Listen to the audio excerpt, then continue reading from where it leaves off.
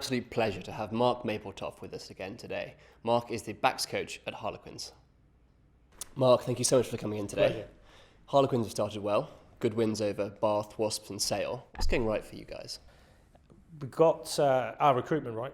I think certainly the back end of last year, we brought in 2 or 3 really experienced people, and they've boosted the rest of the squad.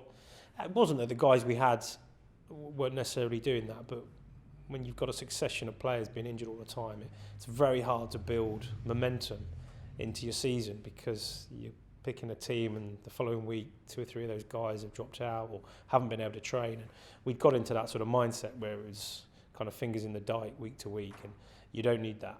And I think the whole group struggled. So made some key signings. I think particularly Adam and James coming in have added a huge amount of experience, and I'm sure Jamie will do the same when he returns in December. And it's given the whole squad a big boost. And having such a long pre-season has allowed us to integrate those players quite quickly into the squad, which in a normal season we wouldn't have had that opportunity. So, but a little bit of luck, but some good planning as well on the boss's behalf. Jamie Roberts has got to combine studying at Cambridge and playing for Harlequins. How much are we going to see of him this season? Well, I hope quite a bit. I think once his varsity commitments have finished in December, really looking forward to seeing him coming down. I know he wants to throw his hat in the ring to play in the big game at Twickenham just after Christmas. To do that, he'll need to play certainly a game beforehand, and looking if the guys who are filling it at the minute or playing at the minute continue to do a good job, then I'm sure he'd understand that he's got to fight his way into the side. Particularly, as you said, if you continue to win and perform well, then that becomes a tough decision for Connor to make. We saw you maybe 18 months ago and you tipped Marland Yarde to be one of the stars of the World Cup. But sadly, he hasn't played in an England shirt for maybe 18 months. Where's he with his game? I think it'd be fair to say it was a tough transition for him coming to us. We didn't have the best season last year, and that put an awful lot of pressure on him. He was so desperate to do well. He'd come back from New Zealand. I thought we played really well. And he just, on that basis, he considered himself quite unlucky, I think, to have... I don't think he was necessarily jettisoned from the squad. I just think other players were playing slightly better, and I don't think he could have any qualms about that. What he did do, probably from this time last year, I thought he was our best player. I mean, he was outstanding. The fact that we weren't playing well, I don't think was necessarily any reflection on him. But again, as a winger, if you're not scoring tries and you're not on the front foot and your team's not necessarily doing well, it is hard to get that recognition. I thought he was a bit hard done by. Anthony Watson, I think, is a fantastic player. He's done everything that's been asked of him in an England shirt. But you'd be hard sort of pressed to say either Johnny, Jack had done any more than Marland had done. Possibly a little bit more in Exeter's case. They had a good season last year, but I think he was a bit hard done by. But for me, he just has to be knocking on. I don't think the team, so it's really irrelevant.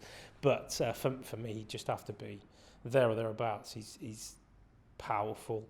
He loves taking people on. He just thinks in a different way to Anthony Watson. I think he complements him quite well, but he's got to force his way back into the side by playing well. And I've tried to explain to him it doesn't always involve scoring tries. Sometimes you've got to work hard just off the ball, even if you're not getting it. Same in defence. You've got to chase kicks aerially. Wingers now have got to be so good in the air. And sometimes that little bit of unseen work he perhaps doesn't get as much pleasure out of than he should. And I think that's just, again, it's an educational part of you. But I think he's not far away. We spoke to Neil Back a few weeks ago about how well rugby league players convert to union as forwards. As a backs coach, how well do you think they convert in the backs? I don't think it's quite as simple as people think. And the thing in rugby league is that you guarantee possession. It might only be for 6 tackles, but you've got hold of the ball if you can keep hold of the ball. Rugby union's not like that, and you have breakdowns. So it can be quick ball, it can be slow ball, altering your depth and timing, and I just don't think it's quite as simple as people think. And there are a lot of similarities between the games, but there are also a lot of differences that I think sometimes from the outside people look and think, you've got to be able to transfer that from there or there from there. And it isn't as easy as that. And arguably the forwards is even harder because of the emphasis on the maul and rucking and the scrum line out, etc.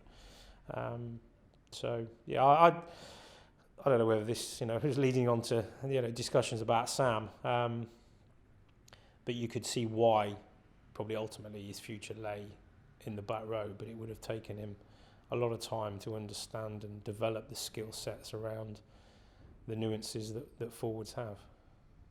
I guess we'll never know though now. No, sadly, which is a shame. We played against him a few times last year, and he clearly brings a lot of qualities in certain aspects.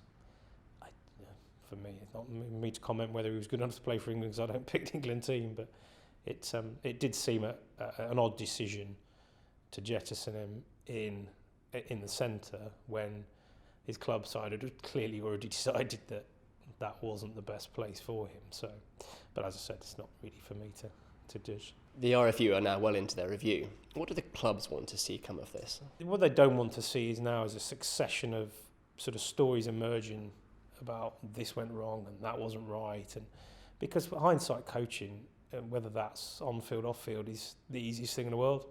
It's a bit like reviewing a game. You can sit in your ivory tower, get your computer out, have a scroll through. Oh, you should have done this. You should have done that. The reality is, it's a far different picture when you're actually on the field and playing the game live. And I think it's a bit like that with regards to, reviewing something. I always felt, having been involved with England under-20s a few years ago, that 2015 was perhaps a World Cup cycle too soon for us with the progression of the players that we had, that 2019 in Japan would be better. And I think that was always a view shared by the hierarchy that mattered, whether the actual hierarchy really truly believed that. Of course, the pressure was intensified because the World Cup was at home. So there was always going to be a huge outpouring of expectation from supporters, fueled by the media. And I think had we got to quarters, stroke semis, that would have been a good result for us. Anything beyond that, the final winners would have just been incredible. As it was, we didn't make it out of what was a ridiculously tough pool. I was actually at the Wales game, and I still can't think how we lost that match, and that for me then paints a completely different picture. And it's, as I said, it's then a shame that there's a lot of sort of flack flying around post, which you can't help the players, because ultimately the players then, to move forward in their international career, have to go back to their clubs and perform well, whether that's in the league or in Europe, to then give themselves that springboard to go on to do well in the Six Nations, because there's no point dwelling on what's gone. What's gone is gone. You've got to learn from it and move forward. And we want our players in the right physical and psychological state of mind to play well in the Six Nations. And actually, if we are then going to target winning the World Cup in Japan, then it starts now. Not in February, not in 2017. It starts now. And therefore we've got to make sure that everything that's surrounding it is positive. I'm not seeing that at the minute, which I think is a shame.